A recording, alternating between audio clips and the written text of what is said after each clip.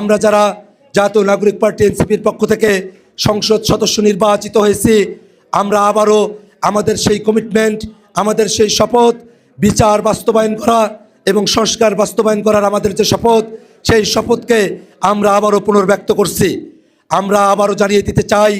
সরকার যারাই গঠন করেছে তাদের কাছে আমরা খুব স্পষ্টভাবে জানিয়ে দিতে চাই, 24-এর অভ্যুত্থানের সময়টাতে যারা আমাদের ভাইদেরকে খুন করেছে, গুম করেছে, যারা আমাদের ভাইদেরকে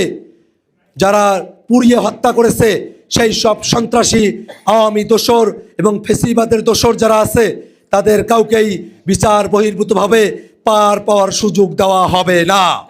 5ই আগস্ট যে আওয়ামী লীগ এবং তাদের দোসর জাতীয় পার্টিকে বাংলাদেশের মানুষ আন্দোলনের মধ্য দিয়ে বয়কট করেছিল, এবারের নির্বাচনে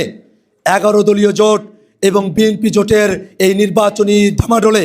আওয়ামী লীগ বাংলাদেশের রাজনীতি থেকে একেবারেই জনমানুষের মন থেকে একেবারেই অপ্রাসঙ্গিক হয়ে গেছে। এবং এবারের নির্বাচনে দোসর জাতীয় পার্টিকে সুযোগ দেওয়া হলেও সেই দোসর জাতীয় পার্টির ঘাঁটি রংপুরে দোসর জাতীয় পার্টি 2য় স্থান অধিকার করতে পারে নাই, 3য় স্থান 4র্থ স্থান অধিকার করার মধ্য দিয়ে আবারও প্রমাণিত হয়েছে 5ই আগস্টে সংসদ থেকে আওয়ামী লীগের সাথে জাতীয় পার্টিকে বাংলাদেশের জনগণ যেমন করে বিতরণ করেছিল, তেমনিভাবে আবু সাইদের ঘাঁটি, আবু সাইদের জন্মস্থান রংপুরের মানুষেরা জাতীয় পার্টিকে এবারের নির্বাচনে চূড়ান্তভাবে প্রত্যাখ্যান করেছে। আমরা এই জন্যে বাংলাদেশের আপামর সাধারণ জনগণকে,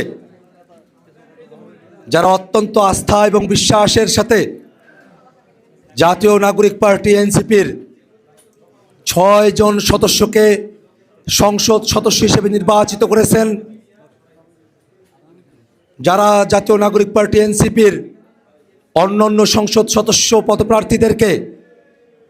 বিপুল পরিমাণে ভোট দিয়েছেন, যারা জাতীয় নাগরিক পার্টি এনসিপির পক্ষে কথা বলেছেন, এনসিপির শুভাকাঙ্ক্ষী দেশে এবং প্রবাসে আপনারা যারা আছেন, এই বাংলাদেশের জনগণ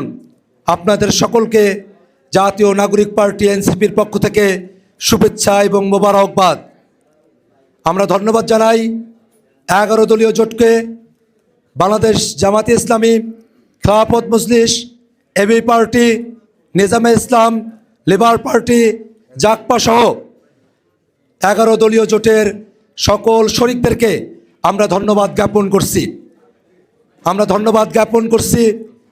জাতীয় নাগরিক পার্টি এনসিপির সারা দেশের নেতাকর্মীদেরকে, যারা খুব অল্প সময়ের ব্যবধানে 1 বছর সময় হতে না হতেই সারা বাংলাদেশে জাতীয় নাগরিক পার্টি এনসিপির শক্তিকে ছড়িয়ে দিয়েছেন। আমি ধন্যবাদ জ্ঞাপন করছি জাতীয় নাগরিক পার্টি এনসিপির কেন্দ্রীয় কমিটির সদস্যবৃন্দকে। আমি ধন্যবাদ জ্ঞাপন করছি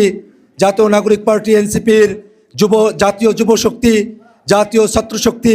জাতীয় শ্রমিক শক্তি এবং অন্যান্য অঙ্গ সংগঠনের নেতৃবৃন্দকে। ধন্যবাদ জ্ঞাপন করছি জাতীয় নাগরিক পার্টি এনসিপির ঢাকা মহানগর উত্তর এবং ঢাকা মহানগরের নেতৃবৃন্দ সহ সারা ঢাকা মহানগর উত্তর এবং ঢাকা মহানগর দক্ষিণের নেতৃবৃন্দ সহ সারা দেশের যারা নেতৃবৃন্দ আছেন তাদের সকলকে আমি ধন্যবাদ জ্ঞাপন করছি। জাতীয় নাগরিক পার্টি এনসিপির